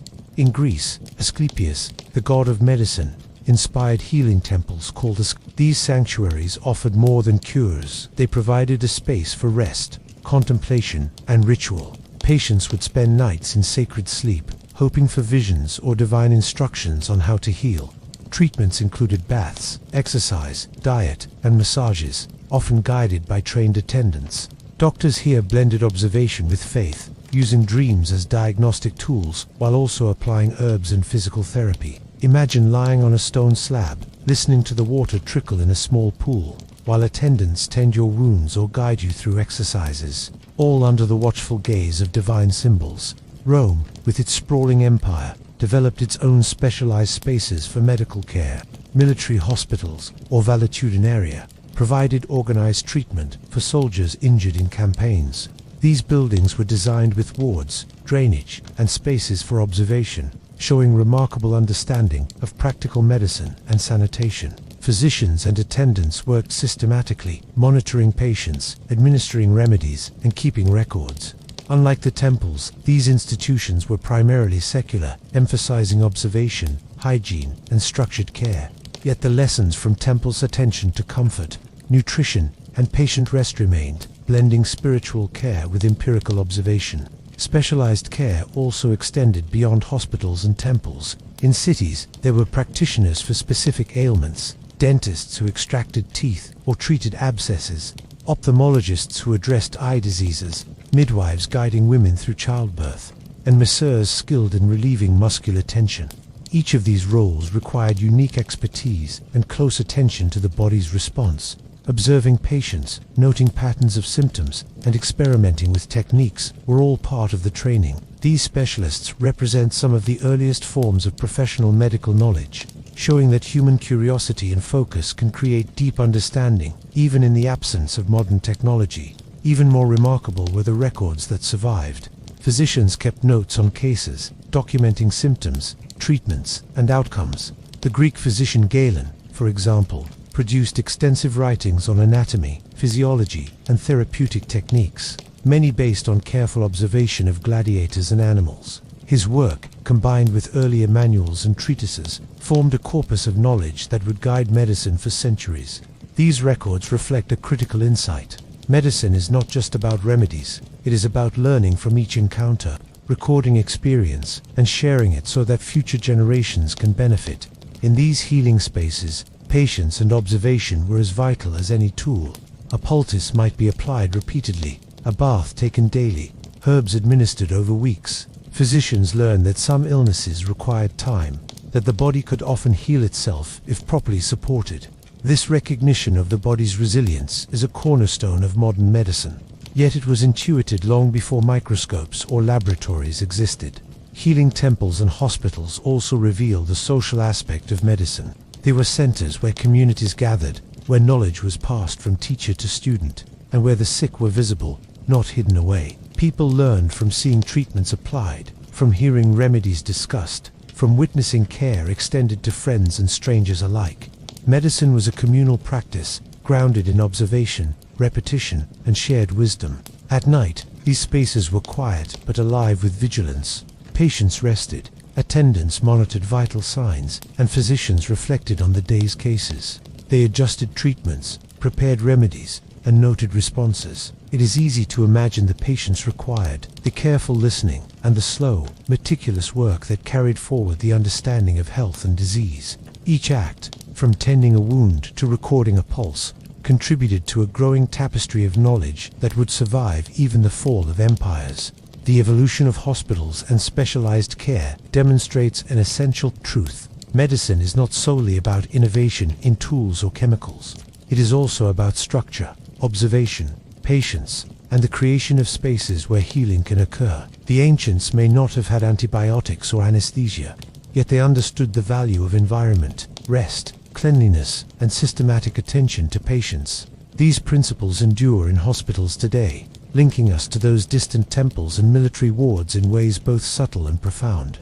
And so as we leave the quiet halls of these ancient healing spaces, imagine the echoes of footsteps in stone corridors, the soft rustle of linen, the quiet murmurs of care, and the scent of herbs lingering in the air. Picture the hands that applied remedies, the eyes that observed responses, the hearts committed to alleviating suffering. These are the foundations of a tradition that continues, reaching across millennia to remind us that medicine is as much about care, observation, and patience as it is about tools or technology. The legacy of healing temples, hospitals, and specialized practitioners is not lost. It lives in the calm efficiency of modern wards, the structure of medical training, and the quiet moments when a physician or nurse observes a patient with attention and care. The ancients understood that healing requires a combination of knowledge, compassion, and environmental lesson that remains relevant every time we step into a hospital, a clinic, or even a home filled with care and concern. As night deepens over the ancient city, imagine the sanctuary lit by flickering lamps, the attendants moving softly, the herbs releasing faint fragrances into the cool air. Each gesture, each observation, each small act of care carries forward a lesson learned long ago.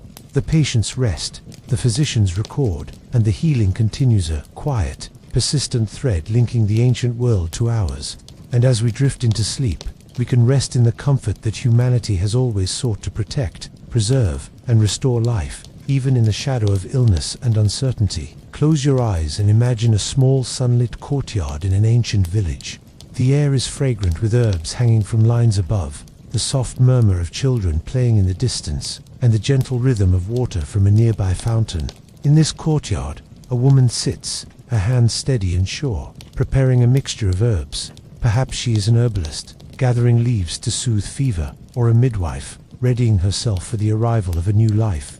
In the ancient world, women often held a central role in medicine, bridging the spiritual, practical, and emotional needs of their communities. Long before physicians and formal training existed, women were the guardians of healing knowledge. They understood the cycles of the body, the signs of illness, and the rhythms of childbirth. Their expertise was passed down through generations, often orally, in whispered instructions and careful demonstration. These were the earliest teachers of anatomy, pharmacology, and care, though their contributions were rarely recorded in formal texts. Yet in every village, home, and temple, their work was indispensable. Childbirth, in particular, relied heavily on women's knowledge. Midwives were revered for their skill, patience, and courage. They guided mothers through labor with techniques that could ease pain, position the body for safer delivery, and treat complications when they arose.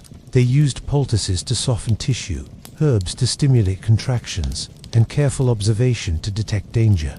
In a world without anesthesia, each birth was a delicate balance of intuition, experience, and courage. Some births ended tragically, yet midwives accumulated knowledge from every success and failure, building a living, evolving understanding of human reproduction. Women were also the stewards of herbal medicine. They knew which plants could soothe stomach aches, which roots could reduce fevers, and which leaves could calm restlessness. In many cultures, women prepared remedies for the household long before a physician was consulted. Their practice was both practical and deeply connected to the rhythms of nature. Timing mattered. Harvesting herbs at the right moment, drying them under careful conditions, and administering them with precise measurement were skills passed through careful apprenticeship. In their hands, the natural world became a source of healing power.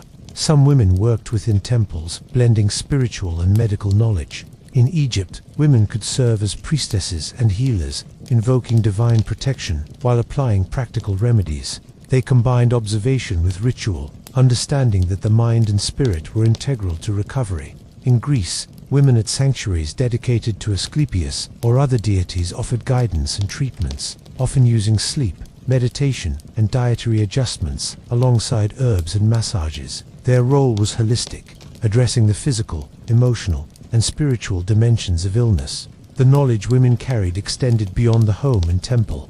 In Rome, female physicians, though rare, served both the elite and the general population.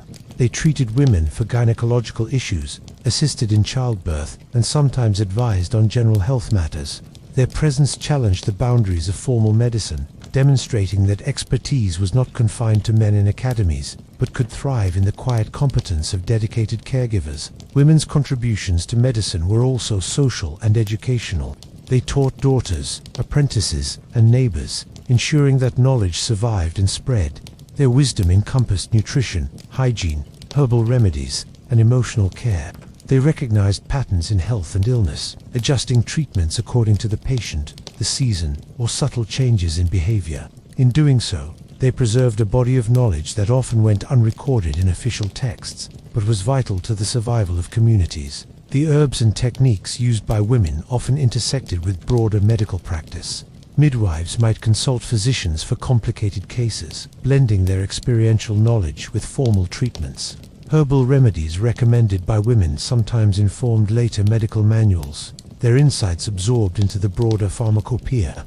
In many ways, the work of women as healers formed the backbone of practical medicine, providing continuity and context for generations of formalized knowledge. Even in the quiet of the night, their influence is evident. A mother tends a sick child with a poultice prepared by her grandmother. A midwife comforts a laboring woman with gentle words and careful hands. A healer brews a tea for fever, watching for subtle changes in color, pulse, or temperature. These acts are small, patient, and methodical, yet they represent a deep understanding of the body and its needs. In every gesture, the continuity of knowledge is preserved, linking the ancient world to the present. It is also important to recognize that women's role in healing was not limited to remedies and childbirth. They were observers, recorders, and analysts. They noted how different treatments affected the body, which herbs were most effective, and which methods provided comfort. This observational skill, often undervalued in historical records, was critical to the slow accumulation of medical understanding. Their intuition, patience, and meticulous care contributed to survival in ways that formalized medicine would later build upon. As we imagine the bustling courtyard again, notice the rhythm of life. A child cries, and a mother tends them. A woman kneads a poultice while whispering instructions to an apprentice. The sun casts long shadows across stone, signaling the passage of time. In each quiet action, knowledge is preserved, refined, and passed forward. These women, often invisible to history, were the silent architects of community health, shaping practices that would endure across centuries. Their legacy reaches into modern times. Herbal remedies still play a role in medicine. Midwives continue to guide births safely, and women in healthcare form a majority in many fields today. The emphasis on observation, holistic care, and the integration of mind, body, and environment can trace its roots back to these ancient healers. In every careful gesture, in every patient tended with patience and skill, the echoes of their wisdom persist. As night settles over the ancient village, the courtyard grows quiet. The herbs release faint fragrances, the children's laughter fades, and the soft glow of lamps illuminates the courtyard's corners. Imagine the women moving silently among the shadows, tending, observing, teaching, and healing. Their work is both ordinary and extraordinary, a quiet, enduring thread connecting the past to the present. In their hands, medicine was alive, practical, compassionate, and attentive. And as we drift toward sleep, it is comforting to remember that the foundations of healing were built not only in grand temples or medical schools, but also in small courtyards, humble homes, and quiet gardens. The skill, patience, and knowledge of women in the ancient world continued to shape the care we receive today, reminding us that every gesture of attention and compassion is part of a long and enduring story of healing. Picture a dusty caravan winding its way along an ancient trade route. Camels plod steadily, merchants call out their wares, and the sun casts long shadows across a desert landscape. Among the goods are not only spices, silk, and metals, but also precious ingredients for medicine. Dried roots, rare herbs, powdered minerals, and animal parts considered potent for healing. This caravan carries more than commerce, it carries knowledge, ideas, and the promise of remedies that can travel thousands of miles to heal distant people. Trade and travel were among the earliest ways that medical practices spread across civilizations. An Egyptian papyrus might describe a treatment for eye infections, which finds its way to Greece and later Rome. Indian Ayurvedic texts circulate along routes through the Middle East, influencing healing practices in Persia and beyond. Chinese medical manuscripts travel west, bringing knowledge of acupuncture, herbs, and dietary therapy to lands previously untouched by such ideas. With each journey, knowledge is adapted, improved, and blended with local traditions, creating a rich tapestry of cross-cultural medicine. Imagine a Greek physician receiving a shipment of imported frankincense, myrrh, or saffron. He examines the texture, aroma, and potency, considering how best to integrate these exotic ingredients into his treatments. Meanwhile, a Roman apothecary experiments with mixtures of local and imported herbs, combining practical experience with observations from texts brought across the Mediterranean. In these small, careful experiments, we see the beginnings of globalization in medicine, a slow, deliberate blending of empirical knowledge and cultural wisdom. Travel also facilitated the spread of surgical techniques and anatomical understanding. Greek and Roman physicians studied injuries of soldiers returning from campaigns, noting new kinds of wounds encountered far from home. They shared this knowledge with colleagues, improving their ability to treat trauma. Medical students traveled to centers of learning, from Alexandria to Pergamon, observing procedures, dissecting animals, and learning techniques that would later be applied in distant cities. The movement of people, patients, and practitioners allowed knowledge to accumulate and circulate, creating a shared body of understanding that transcended borders. The exchange was not always straightforward. Cultural differences shaped interpretation and application. A herb valued in one land for its digestive properties might be used differently elsewhere, or a surgical technique refined in one region might be modified according to local anatomy or custom. Observation, experimentation, and adaptation were key. Over time, these processes created a diverse yet interconnected world of healing, where ideas were borrowed, tested, and refined across continents. Merchants themselves often acted as informal carriers of medical knowledge. A spice trader might explain the properties of a plant to a local healer, recounting how it had been used in a distant land. Sailors brought remedies from faraway islands, sometimes incorporating these into local pharmacopoeia. Even travelers who were not physicians contributed to the spread of knowledge by observing, asking questions, and recording their experiences. The world of ancient medicine was networked long before the invention of postal systems, universities, or printed books. One striking example is the Silk Road. Along its winding path, merchants carried ginseng, rhubarb, frankincense, and other medicinal substances. Knowledge of acupuncture, moxibustion, and herbal formulas traveled alongside these goods. The movement of ideas allowed physicians in far-flung regions to encounter practices they might never have developed independently. Patients benefited from remedies that crossed oceans and deserts, creating a shared human heritage of healing. Cultural exchange also extended to hospitals, temples, and training methods. Physicians visiting foreign lands often studied local practices, combining them with their own knowledge. In Alexandria, for instance, scholars dissected animals and studied anatomy, drawing from Egyptian, Greek, and Near Eastern traditions. This synthesis of knowledge contributed to the remarkable medical advances of the Hellenistic period. By observing, recording, and blending ideas, physicians created a body of knowledge far richer than any single culture could produce alone. Travel influenced the understanding of disease as well. Epidemics often followed trade routes, teaching early physicians to recognize patterns in how illness spread. Observation of travelers and soldiers allowed for comparisons between different climates, diets, and environmental conditions. These experiences informed preventive measures, dietary recommendations, and sanitation practices, gradually building a more sophisticated understanding of public health across civilizations.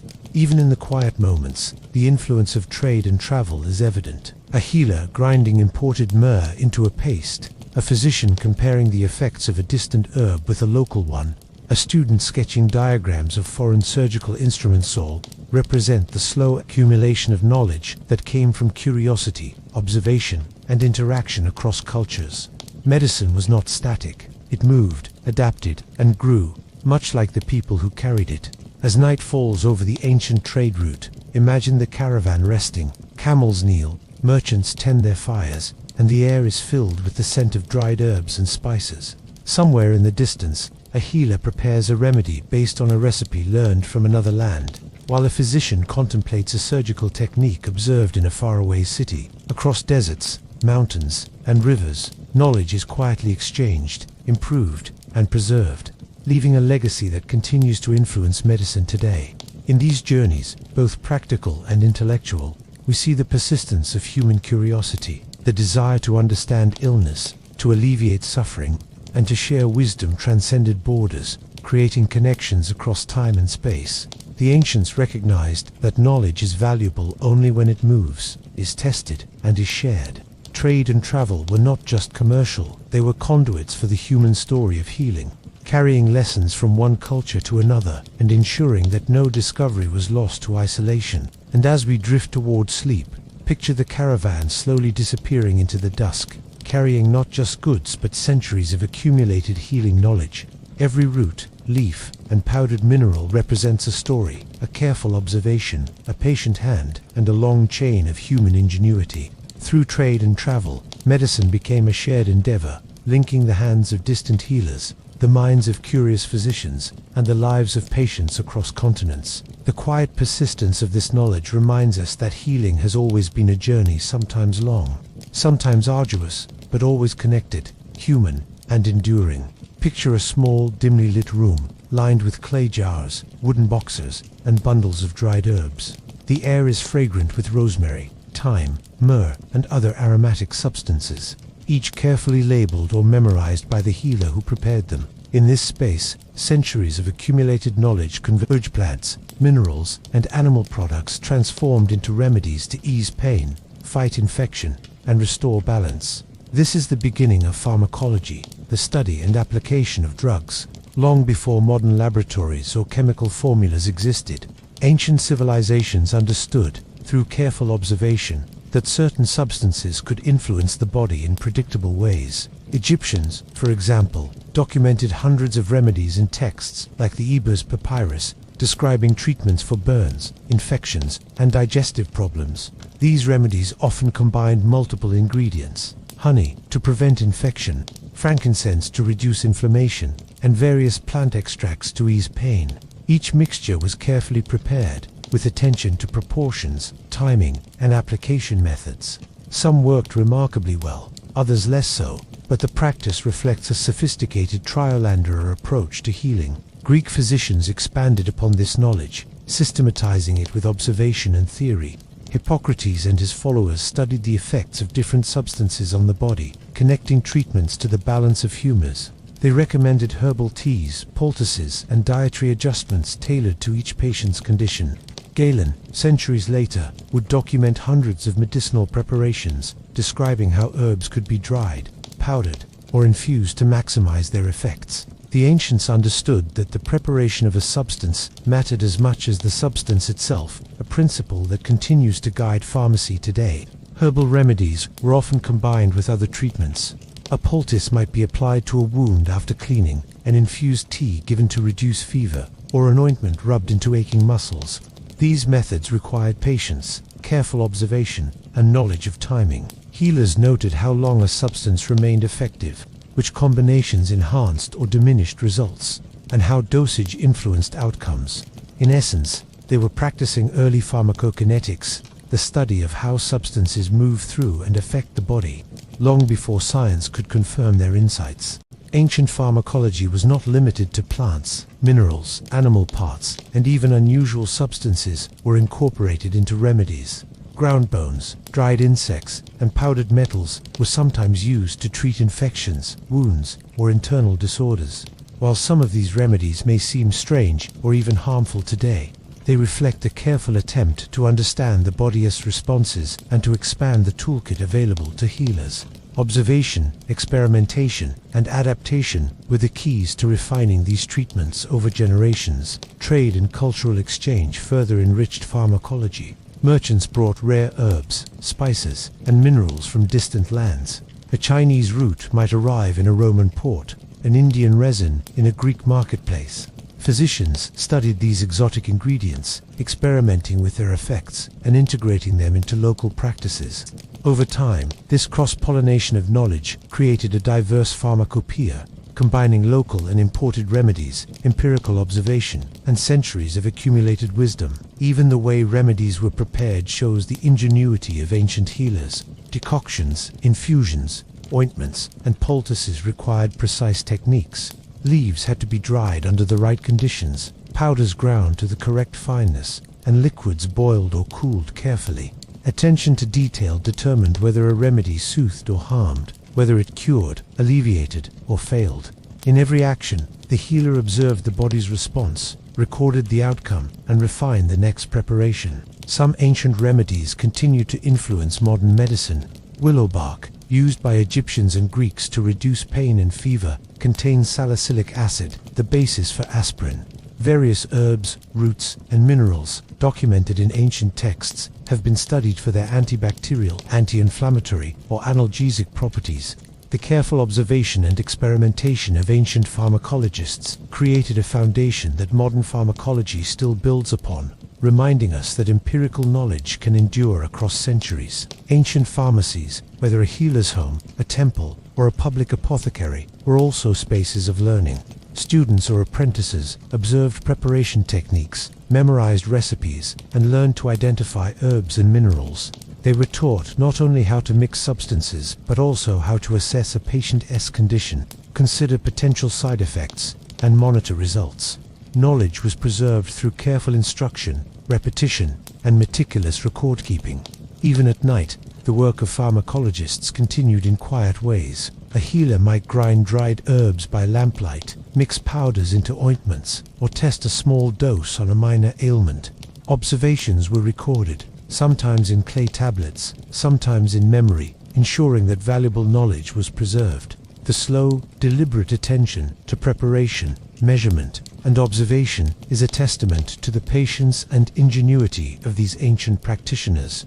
In reflecting on the evolution of pharmacology, we see a consistent pattern: careful observation, practical experimentation, and a deep attention to detail. Ancient healers approached their work with curiosity, patience, and dedication. They sought to understand the body, the effects of substances, and the ways in which environment and lifestyle influenced health. Their remedies were not always perfect, but they were thoughtful, systematic, and deeply human. As night settles over an ancient city, imagine the quiet of a healer's workshop. The jars and bundles of herbs release faint fragrances. The tools are neatly arranged, and the glow of oil lamps illuminates careful hands at work. Every action, from grinding a root to mixing a poultice, represents centuries of accumulated knowledge, careful observation, and thoughtful care. In these simple gestures, we see the beginnings of the science and art of medicine, linking the past to the present in ways that are both subtle and profound. Even today, modern pharmacists, herbalists, and physicians continue to benefit from the principles developed in these ancient workshops. The importance of careful measurement, patient observation, preparation technique, and respect for the healing potential of natural substances. The continuity is remarkably a quiet thread connecting the ancients to our own time, reminding us that medicine is both an art and a science, honed over millennia with patience, observation, and care. And as we drift into sleep, imagine the soft fragrance of dried herbs filling the air, the faint glow of lamps, and the quiet hands of ancient healers preparing remedies that will ease suffering and restore balance. The work is slow, deliberate, and patient, yet it leaves a legacy that continues to shape medicine, reminding us that even the simplest observation, carefully recorded and thoughtfully applied, can resonate through centuries. Imagine a small, sunlit room in an ancient city. The air smells faintly of herbs, heated metal, and a hint of resin. A healer or physician stands over a patient, instruments laid carefully on a wooden trace, more knives, forceps, needles, and rudimentary clamps. Though primitive by modern standards, these tools are extensions of experience, patience, and careful observation, shaped over centuries of trial, error, and quiet determination. Surgery in the ancient world was not casual. It required steady hands, keen observation, and an understanding of the body that could mean the difference between life and death. The earliest evidence of surgery comes from trepanation, the practice of drilling or scraping a hole into the skull. This was not always a desperate attempt. In many cases, it was a carefully performed procedure to relieve pressure, treat injury, or address neurological conditions. Prehistoric skulls bear witness to the skill of these early surgeons. Many survived the operation, their bones showing signs of healing. The precision required to remove a section of skull without fatal infection is remarkable, especially considering the absence of anesthesia or sterilization. Yet these early surgeons observed, practiced, and refined their methods, saving lives in ways that seem astonishing today. In ancient Egypt, physicians documented surgeries for a variety of conditions, from abscess drainage to wound stitching. Scribes recorded detailed instructions in medical texts, noting the instruments needed, the methods of preparation, and the ways to care for patients before and after surgery. Procedures were often accompanied by ritual, prayer, or incantation, blending practical skill with spiritual care. The healer's hands were steady, the focus intense, as each incision, suture, and dressing was applied with meticulous care. Greece and Rome advanced surgical knowledge further. Physicians like Hippocrates and Galen emphasized observation and understanding of anatomy.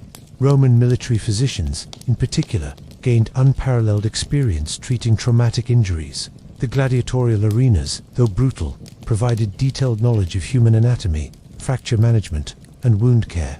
Physicians observed, experimented, and recorded outcomes, creating practical techniques that would influence surgery for centuries. In addition to treating wounds, ancient surgeons performed minor operations to address internal conditions, eye problems, and dental issues. Eye surgeries, such as removing cataracts or foreign bodies, required steady hands and careful preparation. Dental extractions and cleaning were common, using forceps and specialized instruments. Even without anesthesia, ancient patients endured these procedures with remarkable fortitude, often relying on alcohol, herbal sedatives, or physical restraint to reduce discomfort. The preparation for surgery was deliberate. Instruments were cleaned and sometimes heated or rinsed with herbal antiseptics. Patients were monitored for fever or signs of infection, and post-operative care often included herbal poultices, compresses, and dietary recommendations. Ancient surgeons understood that healing continued long after the incision was closed. Recovery depended on patience, hygiene, and observation, much like it does today. Interestingly, surgical techniques often combined empirical knowledge with experimentation. Healers observed the effects of different tools, incision methods, and dressings. They noted which sutures held best, which herbs reduced inflammation, and which procedures were most successful. Over generations, these observations were recorded in texts, passed to apprentices, and refined, slowly building a foundation for modern surgical principles. Even small communities had access to surgical care. Midwives assisted in childbirth, using basic surgical knowledge to ease difficult deliveries, sometimes performing minor interventions to save mother and child. Local healers treated fractures, dislocations, and abscesses using splints, poultices, and drainage techniques. Their understanding of anatomy and healing was practical, focused on survival and functional recovery rather than theoretical perfection. The courage and patience of patients cannot be overlooked. Ancient surgeries often involve significant pain, risk of infection, and long recovery periods. Yet people endured these procedures, trusting in the skill of healers and the wisdom of long-practiced techniques. Their resilience allowed knowledge to accumulate and refine, creating a legacy that medical practitioners still respect and build upon.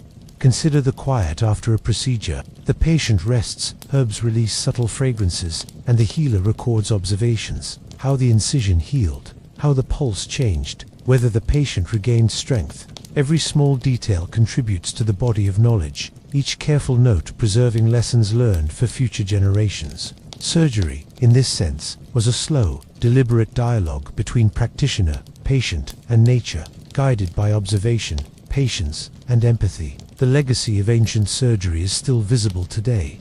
Many instruments, techniques, and principles trace their lineage back to these early practitioners. The focus on cleanliness, careful observation, and post-operative care reflects centuries of accumulated wisdom.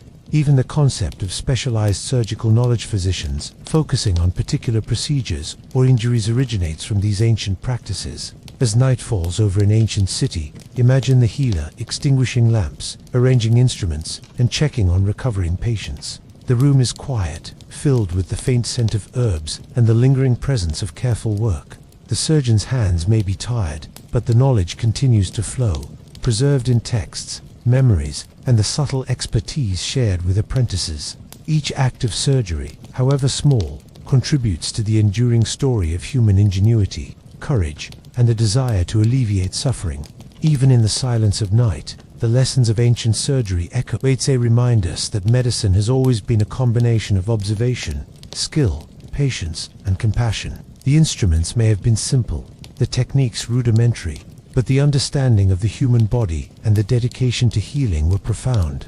From trypan skulls to carefully sutured wounds, ancient surgery demonstrates the quiet persistence of knowledge, patience, and the human commitment to life and recovery. And as we drift into sleep, picture the soft lamplight, the faint fragrance of healing herbs, and the careful hands of ancient surgeons tending their patients. Every incision, suture, and observation links the past to the present, creating a legacy of care, courage, and wisdom that continues to shape the way we heal, restore, and preserve life even today.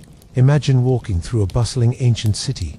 The sun is warm, the streets filled with the chatter of vendors, the clatter of carts, and the distant bleating of goats.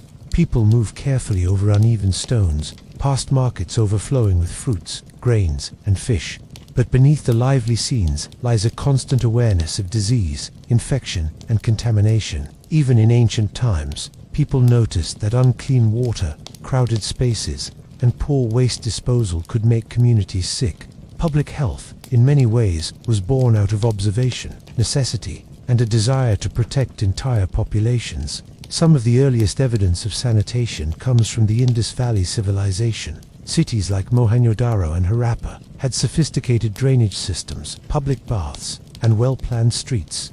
Waste was channeled away from homes, and water was carefully managed to reduce contamination. Residents understood, intuitively, if not scientifically, that cleanliness mattered.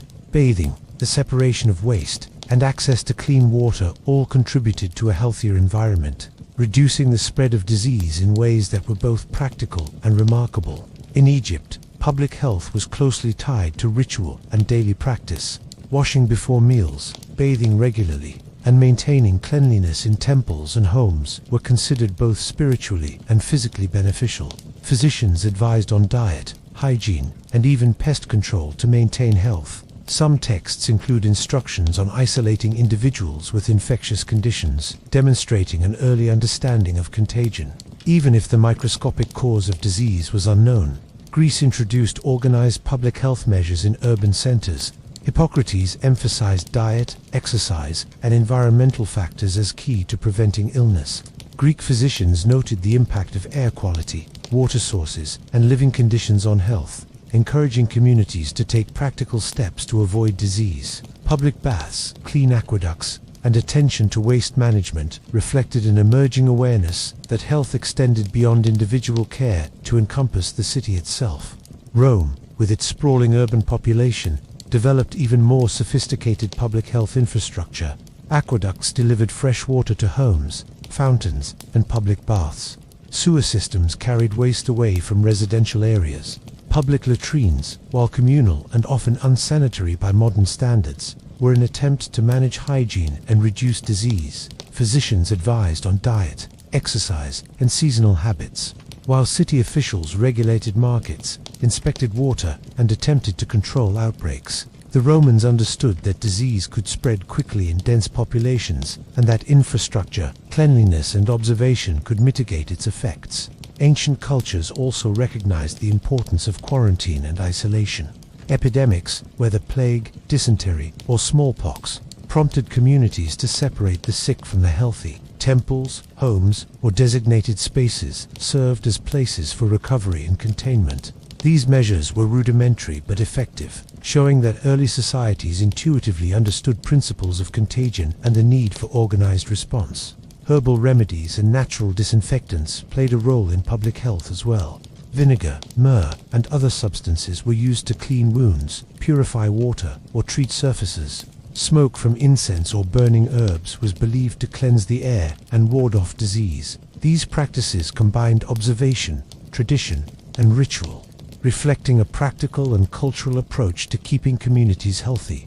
Even daily habits were influenced by concern for cleanliness. Bathing, washing clothes, scrubbing floors, and proper food storage were emphasized in household routines. Mothers taught children about hygiene, and communities reinforced practices that reduced the risk of infection. Ancient people understood that prevention mattered, sometimes more than treatment, and that the health of the individual was connected to the health of the collective. In the quiet of the night, imagine the city streets emptying.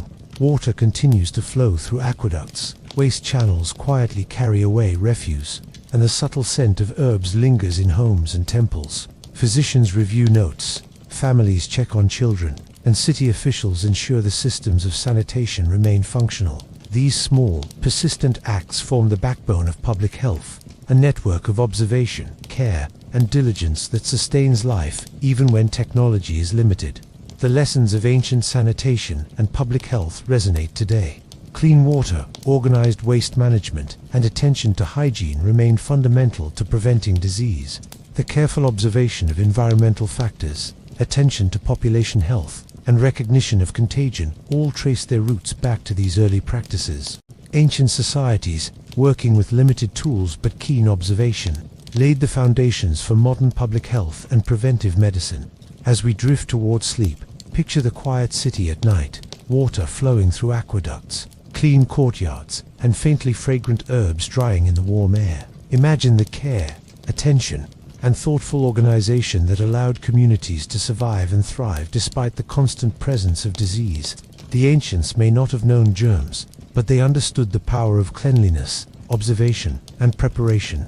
In these quiet, persistent practices, we see the enduring legacy of human ingenuity, patience, and the desire to protect life, a thread connecting their world to ours in ways both subtle and profound. As night deepens, imagine a quiet landscape stretching across centuries, a temple lit by flickering lamps, a caravan moving slowly along a desert route, a healer's hands tending poultices, and the faint glow of lamps in an ancient workshop where remedies are prepared with care. All of these scenes are connected by a single thread, the persistent human desire to understand illness, to ease suffering, and to preserve life. Ancient medicine, with all its mysteries, innovations, successes, and failures, represents a remarkable story of observation, patience, and ingenuity. From the earliest shamans tending bone fractures with rudimentary tools to Egyptian physicians recording hundreds of remedies in the Ebers papyrus, humans have sought to alleviate suffering through both practical knowledge and spiritual insight. They drilled skulls, applied herbal poultices, and studied anatomy through careful observation, sometimes risking life to understand life. They recorded what worked, what failed, and what could be improved, laying the foundation for knowledge that would survive for millennia. Women, often hidden from written history, played a critical role. Midwives, herbalists, and healers preserved knowledge of childbirth, nutrition, hygiene, and remedies, passing it through generations. Their patience, observation, and meticulous care formed the backbone of community health, teaching the principles of holistic care long before formal medicine emerged. Through their quiet dedication, countless lives were preserved, and countless lessons learned. Temples and healing sanctuaries, military hospitals, and early clinics illustrate the emergence of organized care. Spaces were designed to support rest, observation, and recovery. Physicians, attendants, and students practiced techniques, refined remedies, and recorded outcomes. Trade routes and travel allowed knowledge to spread, introducing new herbs, surgical methods, and preventive measures to faraway lands. Medicine was not static, it moved, adapted, and grew with human curiosity and necessity. Surgical practices, from trepanation to minor operations, reveal the courage of both healers and patients. Observation, careful technique, and patient care were central, even in the absence of anesthesia or antiseptics. Herbal remedies, combined with precise preparation and administration, laid the groundwork for pharmacology, influencing modern medicine in ways we still rely upon today. Public health practices, sanitation, and preventive measures demonstrate that ancient societies understood the connection between environment, cleanliness, and health. Their insights continue to shape modern approaches to hygiene and disease prevention. The story of ancient medicine is a story of resilience and ingenuity. It reminds us that progress does not come only from advanced technology, but from observation, patience, and the willingness to learn from both success and failure. It is a story that stretches across time, connecting shamans, midwives, physicians, and patients in a shared pursuit, the care and preservation of life. So, as we close our journey through the mind-blowing and sometimes horrifying world of ancient medicine, let us pause to reflect on the quiet persistence of human curiosity. Every incision, poultice, observation, and recorded note represents a thread connecting the past to the present. Even in the absence of modern tools, ancient practitioners demonstrated ingenuity, courage, and care that resonate through centuries. Good night, traveler. Sleep now, and rest easy in the comfort of knowing that the long, patient, and persistent efforts of those who came before continued to shape our world, our health, and the ways we care for one another. Until we meet again, let the whispers of the past lull you into a calm, restorative slumber, and dream gently of a time when hands, herbs, and quiet observation worked miracles in ways both simple and extraordinary.